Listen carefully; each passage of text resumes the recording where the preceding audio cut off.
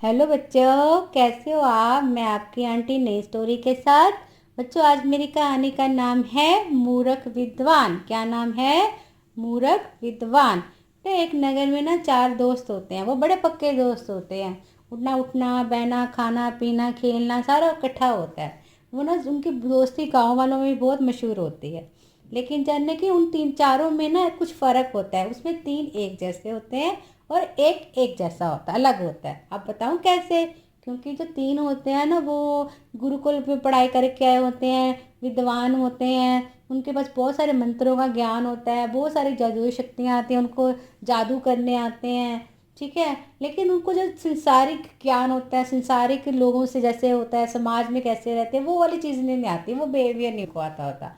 लेकिन जो चौथा मित्र होता है वो थोड़ा कम पढ़ा लिखा होता है, लेकिन समझदार होता है। उसको पता होता है कि संसारिक जीवन में कैसे रहना है, कैसे किसी से बिहेवियर करना है। पर उनकी दोस्ती फिर भी कामयाब रहती है।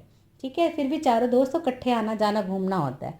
तो ऐसे वो उसमें से जो तीन जो पढ़े लिखे विद्वान अपने आप को समझते होते हैं, तो वो सोचते हैं कि हमने ये अपने गांव में तो बहुत पैसा कमा लिया, लेकिन अब हम और पैसा कमाने के लिए, अपनी प्रसिद्धि करने के लिए, तो हमें दूसरे राज्यों में जाना पड़ेगा। क्यों ना हम दूसरे राज्यों में घूम घूम के दूसरे राजाओं को अपने मंत्रों से, अपनी जादुई शक्तियों से ज्ञान करवाएं और उनसे पैसा कमाएं।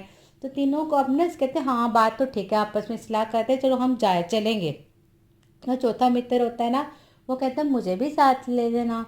उसको कहते हैं तू क्या करेगा, क्योंकि उसको तो वैसे ही हर बात में वो चुप करा देते हैं कि तू मत बोल, तुम मत बोल, तुम कम पढ़े लिखे हो। लेकिन उसके कहते तू हमारे साथ जाके क्या करेगा, कि हमारे पास तो इतना ज्ञान है, इतने जादू शक्तियाँ हैं, तुम्हारे पास तो कुछ भी नहीं है।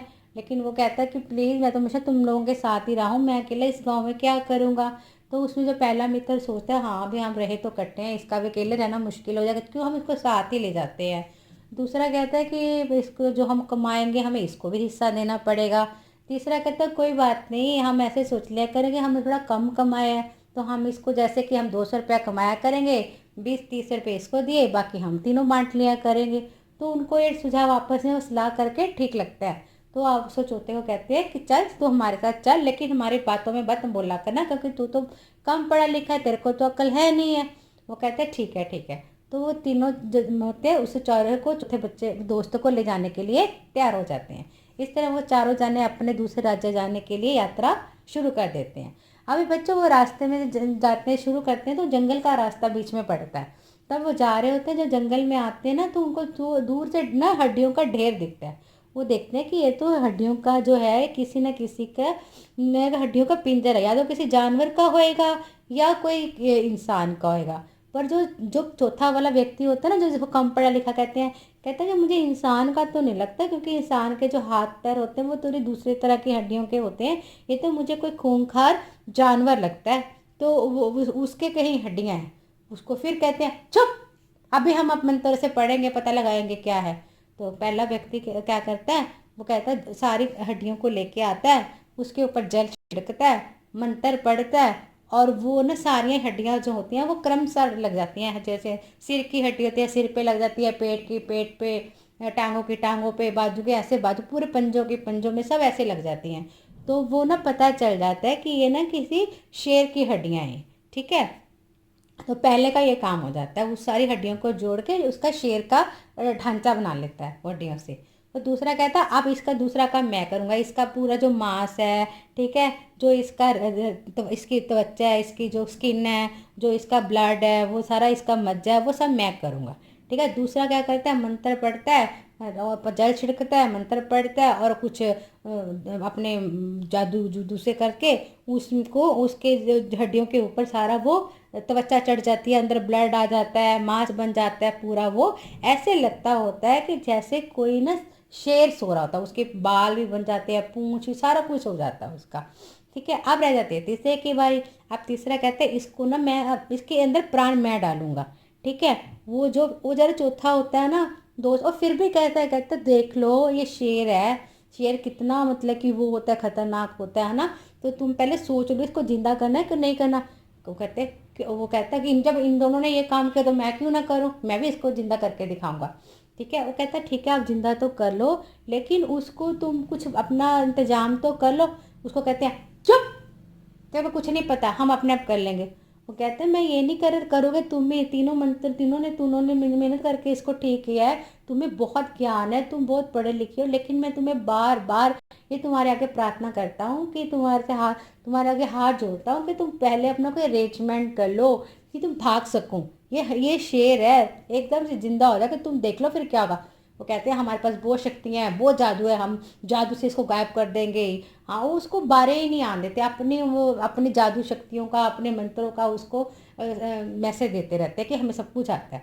ठीक है, वो बेचारा चुप हो जाता है। वो जैसे तीसरा मंत्र पढ़ने लगता है कि चाहे मैं इसको मैं जीवित कर दूँ, और फिर कहता है रुको। उसको अब क्या कहता है, रुको, मैं तुम्हें बार बार समझा रहा हूँ, तुम्हारे पैर पड़ रहा हूँ, मैं जिंदा हो जाएगा जिंदा। वो कहते हैं हमें तो बेवकूफ़ समझा, तुम खुद तो बुद्धू है, हमें बेवकूफ़ बना रहा है, चल भाग रहे यहाँ से, जो वो पेड़ के ऊपर चढ़ जा, अगर तुम नीचे आए ना फिर देखना।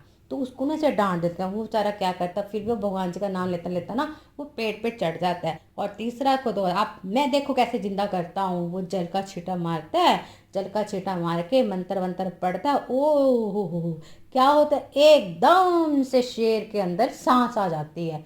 जब सांस आ जाती है वो जिंदा हो जाता है, बिल्कुल जिंदा होता है शेर, इतना तकड़ा, उनके मंत्रों में इतनी शक्ति होती है कि इतना तकड़ा शेर बन जाता है वो। और एकदम से दहाड़ता जैसे शेर गरजता है, और गरजते सारी जब वो देखता है, आंखें खोलता है कि मेरे सामने तीन बंदे खड़े हैं, मेरे शिकार सामने खड़े हैं। उसको तो पता नहीं होता कि इन्होंने मुझे जिंदा किया। वो एकदम से तीनों के ऊपर छलांग लगाते, पंजों से उनको ऐसे ऐसे पूरा करके ना उनका खून निचोड़ता, उनको मार देता है। और बेचारा जो ऊपर पेड़ पे बैठा होता है ना, उनका दोस्त बेचारा देखता है कि ये क्या हो गया, और उसकी आंखों में आंसू होते हैं कि चमकी देख इतने समझदार होकर इन्होंने इतनी बेवकूफ़ी की है। वो जल्दी से पेड़ पे नीचे उतरता है, देखता है कि वो जो शेर होता है वो तो उनको मार के आगे जंगल में निकल जाता है। वो जल्दी भाग के गाँव वालों को बुला के लेके आता है, और जल्दी से सारे गाँव वाले इकट्ठे होते हैं।